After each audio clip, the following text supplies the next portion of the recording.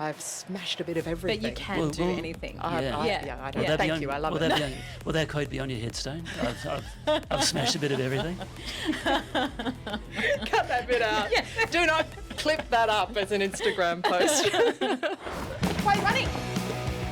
Who are you? What's got to do with you? 4 months ago, all right? Until they clean up And their this time yard, fair the come. rats won't go We away. don't know it.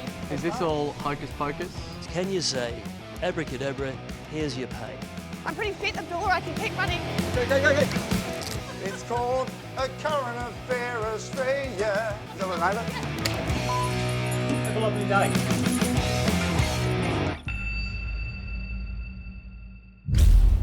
Hello, I'm Lizzie Pearl. Hello, Lizzie Pearl. I'm Steve Marshall, and welcome to another episode of That's ACA. Yeah, this is the vodcast where we take you behind the scenes, the making of Australia's favourite current affairs program, aptly named A Current Affair.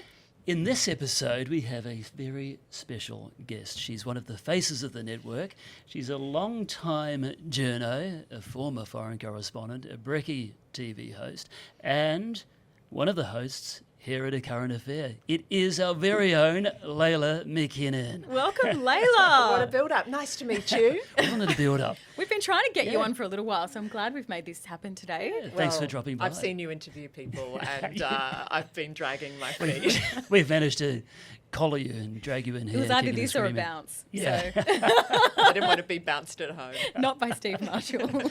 So, Leila, let's go all the way back, even before Rocky, because that's where you first appeared on TV, right? Yes, Rockhampton, Win Television Rockhampton. Yeah. I did cattle and courts. It was a great The two combo. Cs. Yes.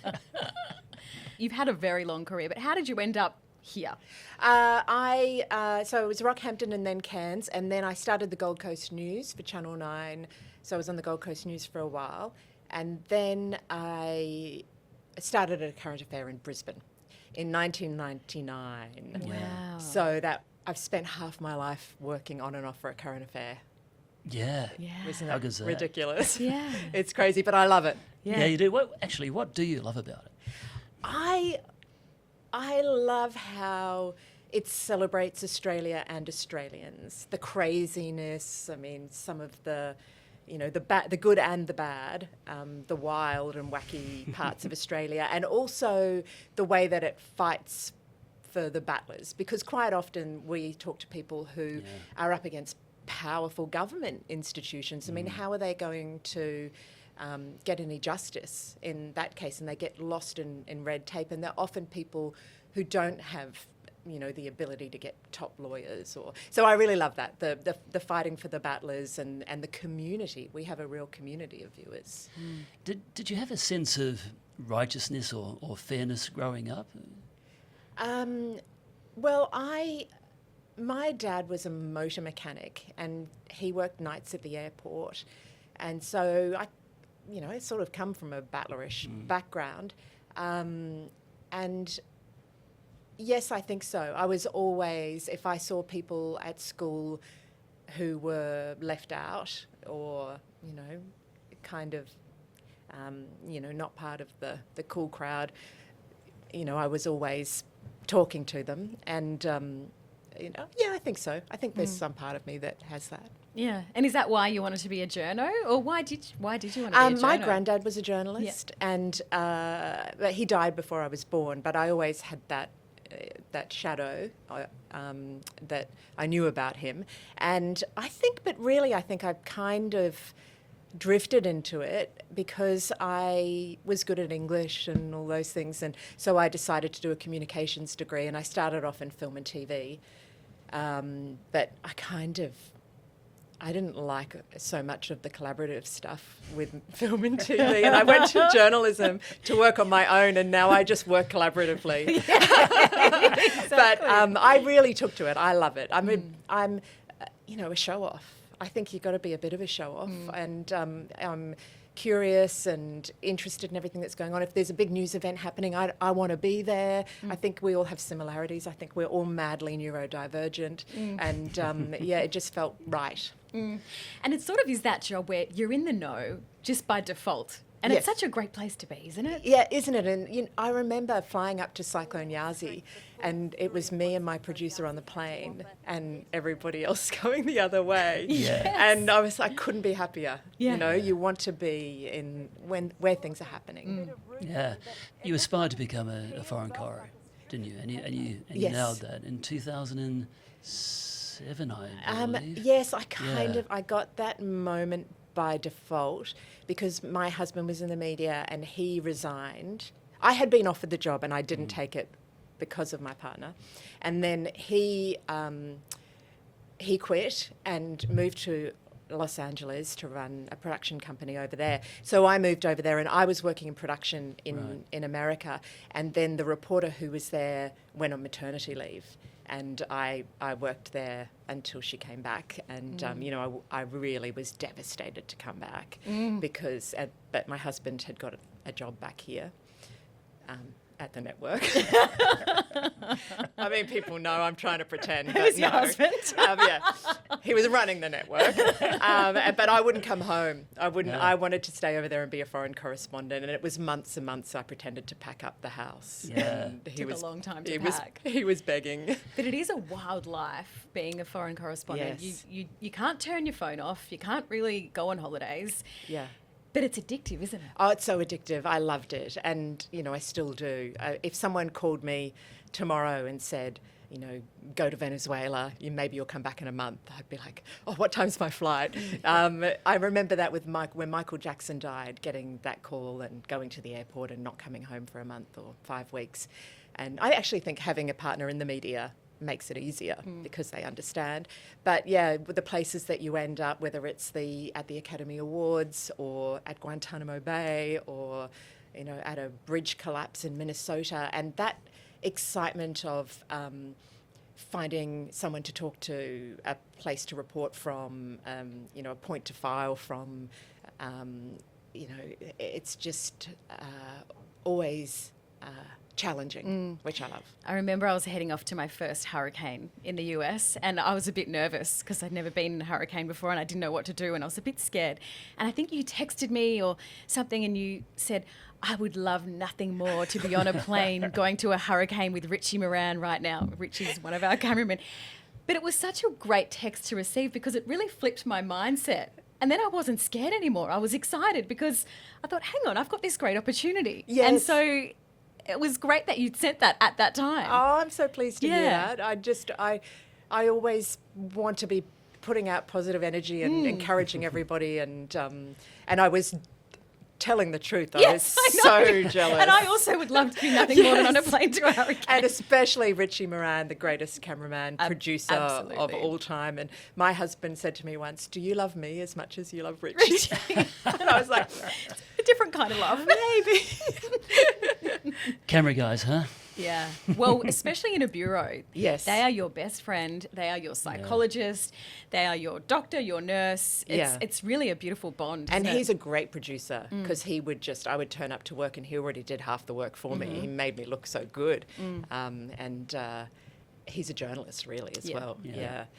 So I was very jealous when you were there. And I still am. I still look, I wish I was shot by a rubber bullet in LA. a rubber bullet, yes.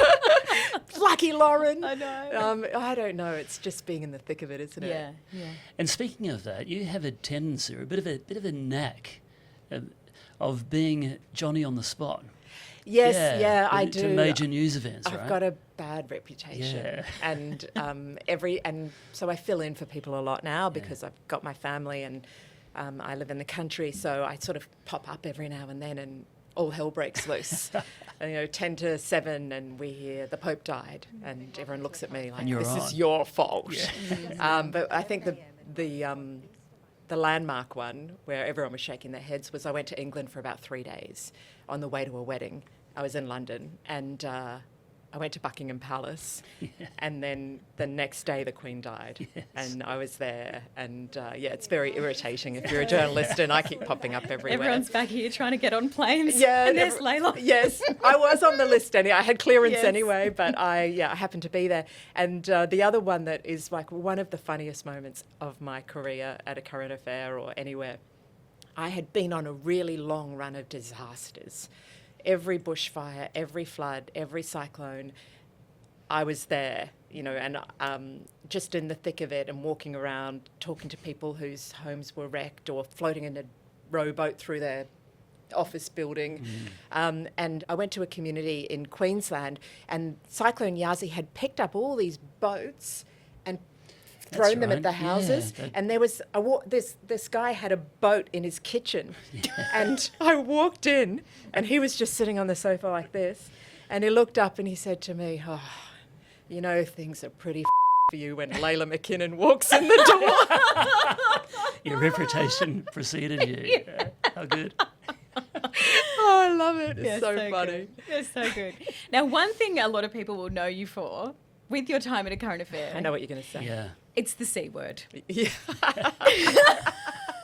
And not that one.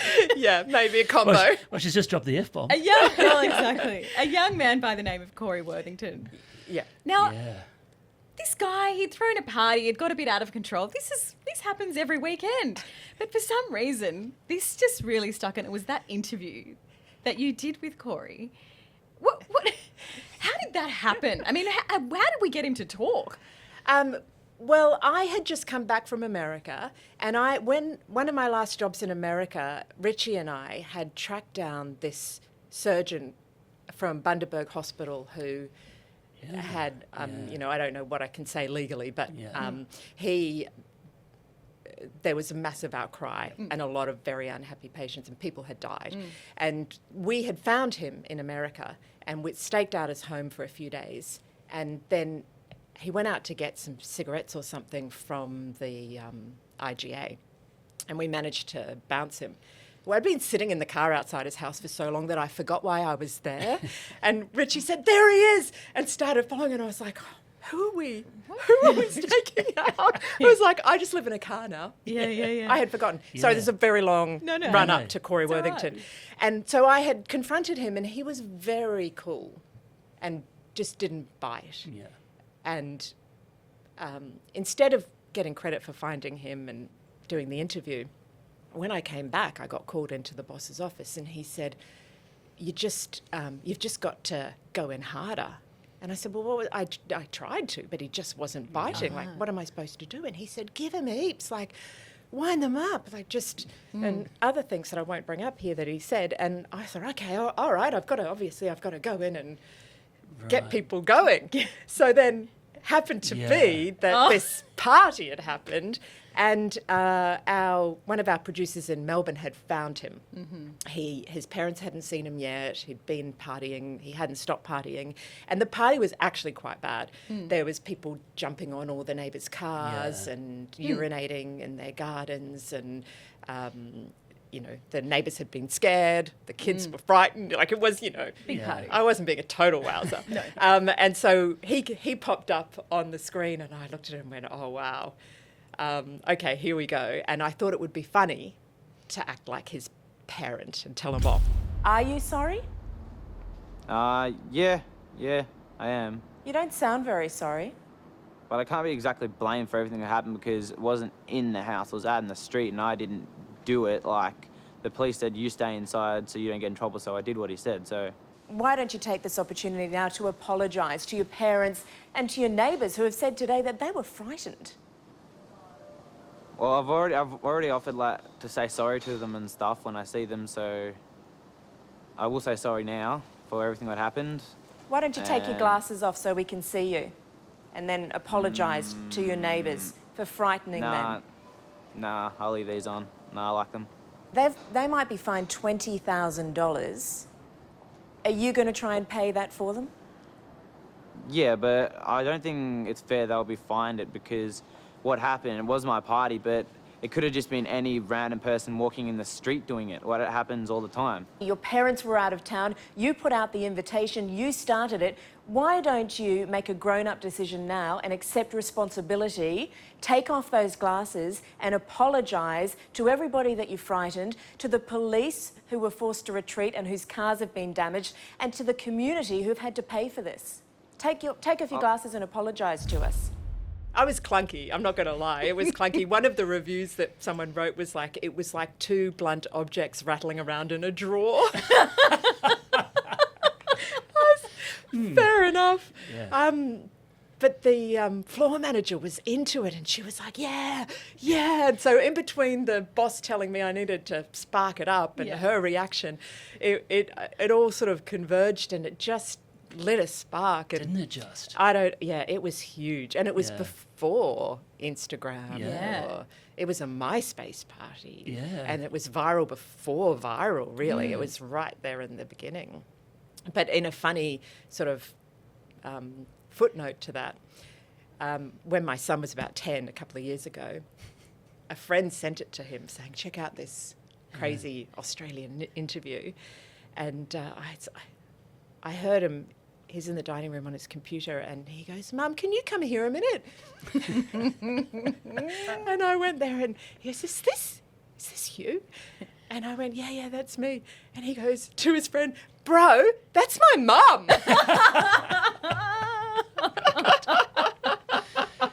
What a weird thing to discover. Yeah. I know. So, very, good. very funny. But So it good. haunts me. You know, I kind of, people bring it up and it's funny, but I kind of feel like saying, I reported on a terrorism trial from Guantanamo Bay. Yeah. Like, you know, I've interviewed Prince William and Prince Harry. Like, I've interviewed 7 Australian prime ministers, but no, Yeah, it's this- Corey It's all the way. This Corey. is the one. But it happens, and you never know when you're going to go viral. No, exactly. And everybody does, I think. Yeah. Even people who are not on TV all the time, you know, like this poor guy at the Coldplay concert. Oh, yeah.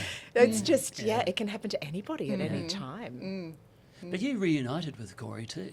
Yeah, we did Yeah. a 10-year anniversary catch-up. Special 10 years.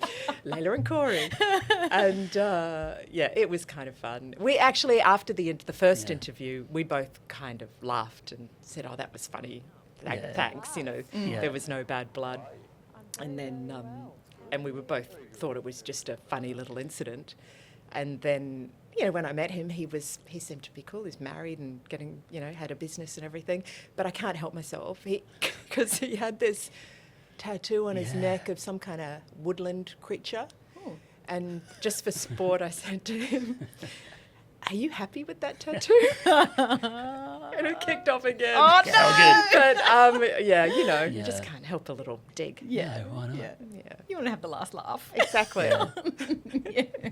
So we don't get to see a lot of you these days, but you know, Yeah. you come in batches, you know, in blocks, don't you? You do a week here and a week Ali's there. away Yeah. or something happens. Yeah.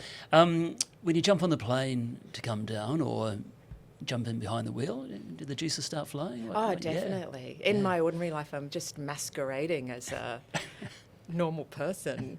And, you know, it's kind of fun to come down and be with you, you know, cheeky, funny, irreverent people who are in the know and, you know, talk a lot of rubbish and get amongst it. And, yeah, it is definitely like getting a little hit. Yeah. Yeah. Well, you're a lot in the anchor chair now in the studio. It's sort of a little bit different delivering breaking news from the field as opposed to the chair, but it's addictive. Oh, yeah. What's it like for you when, you know, 10 minutes before we're about to go to air and we get the news that the Pope's died or other big breaking news? What's it like in the studio for you when you know that you've got something big to say? It's so exciting. It really sharpens your focus.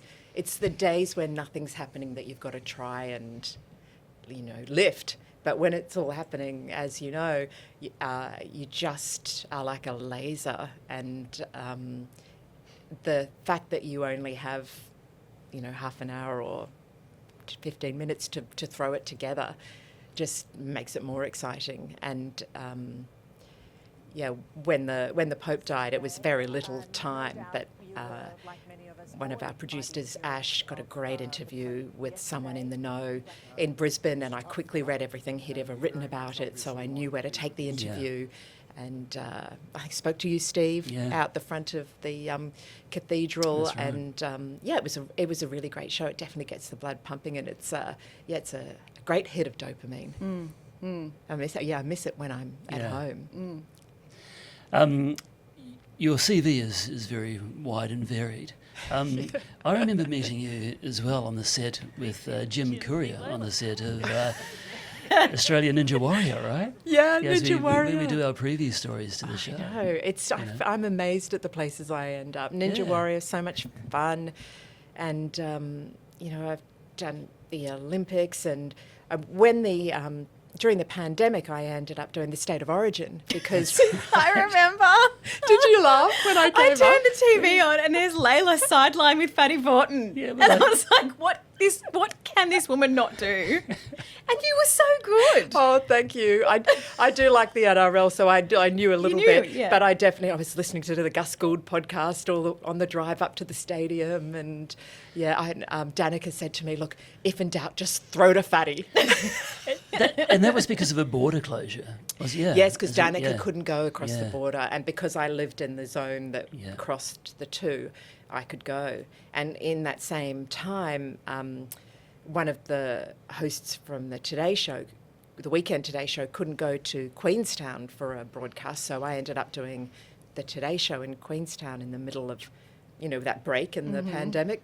I did that. So I love coming off the bench. It means that I've never achieved anything huge and solid. But I've had a quick hit of everything. I really feel like, I don't have that body of work in the same position for a long time, but I've smashed a bit of everything. But you can do anything. I don't. Will Thank you. I love it. Will that quote be on your headstone?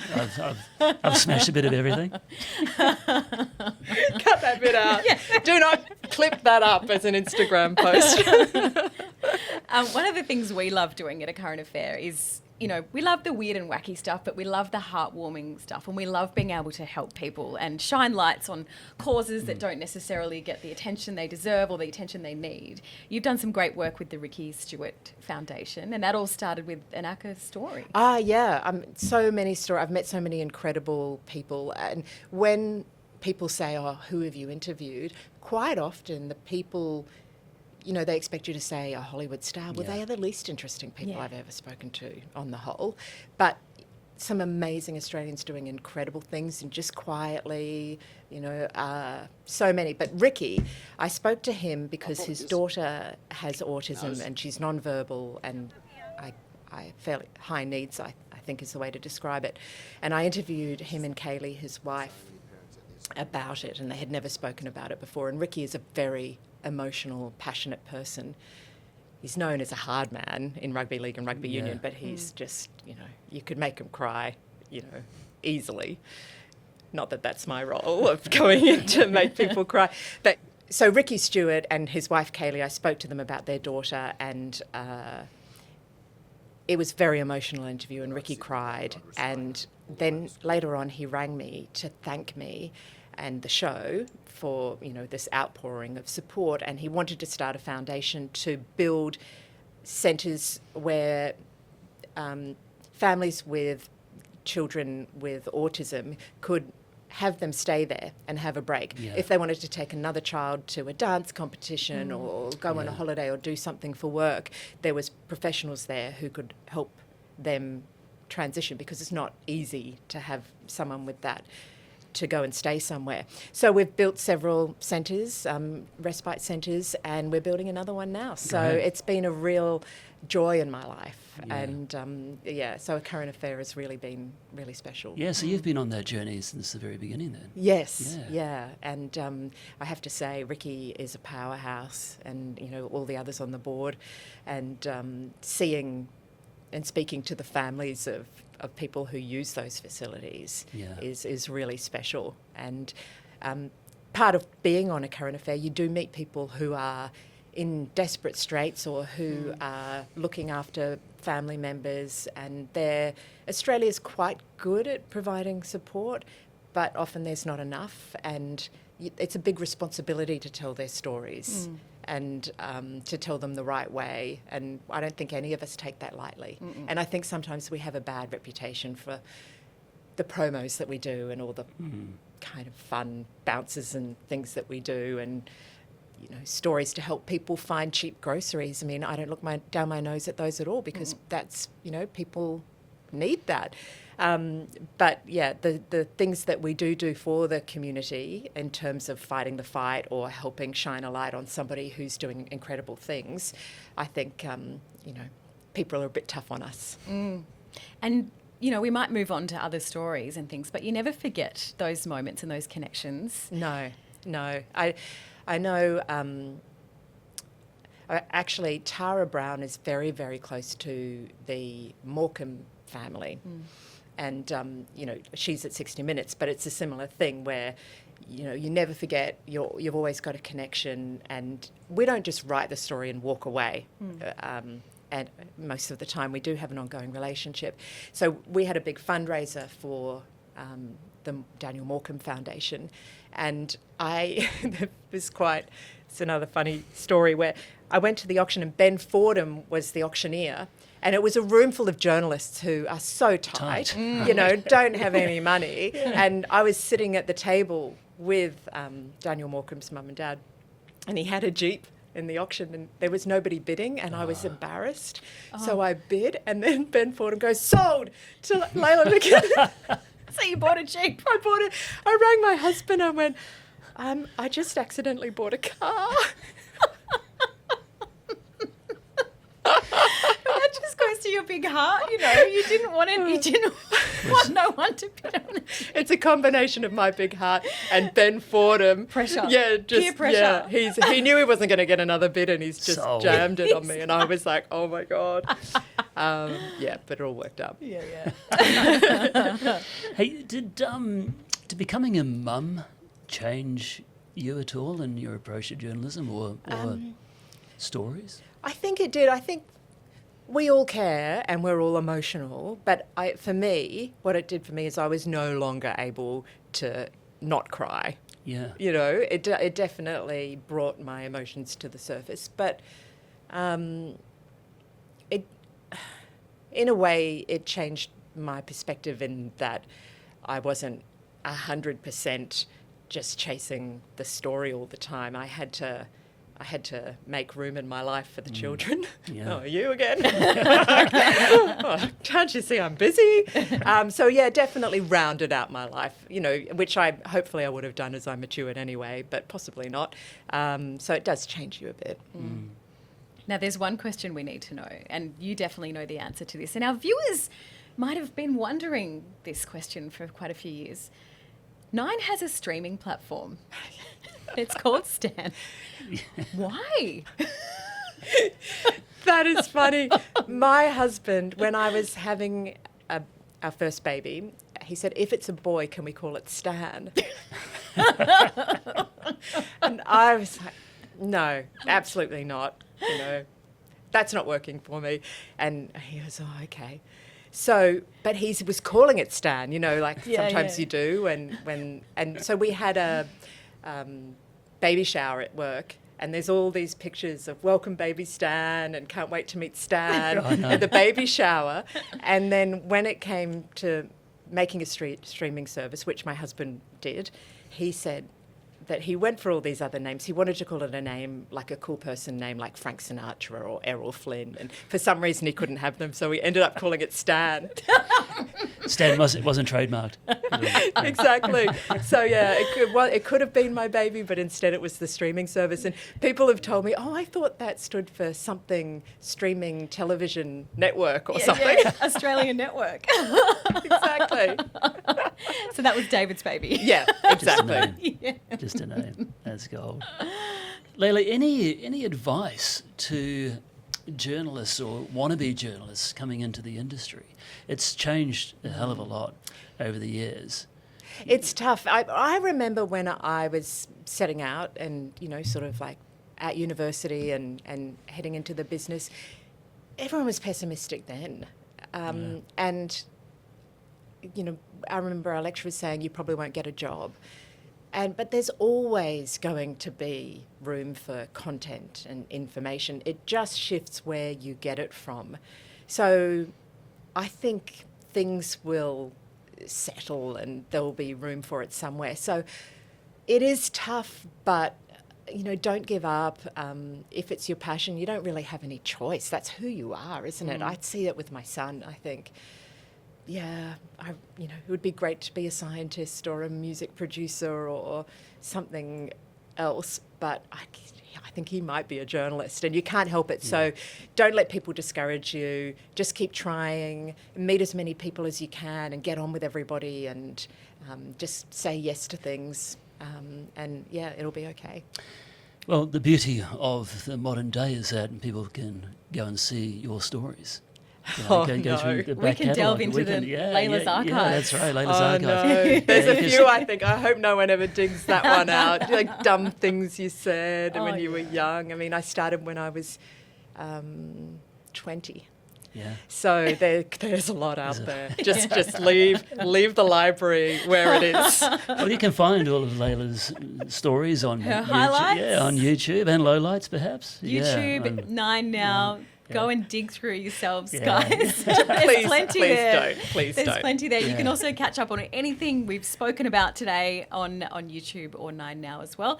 Yeah. And you can get in touch with us, right? You can get in touch with us. If you've got a question for us or a question for Leila, aca@9.com.au is our email. We love getting questions, and we'll try and answer as many as we can. Leila, it's been a pleasure. Thank you for having We've me. loved Thanks having so you. much. Can I keep the mug? Yes. She has many. She's got plenty. Cheers. Who gets their own merch? I mean, really. What a loser. Sew up yourself. No one gave me a cup.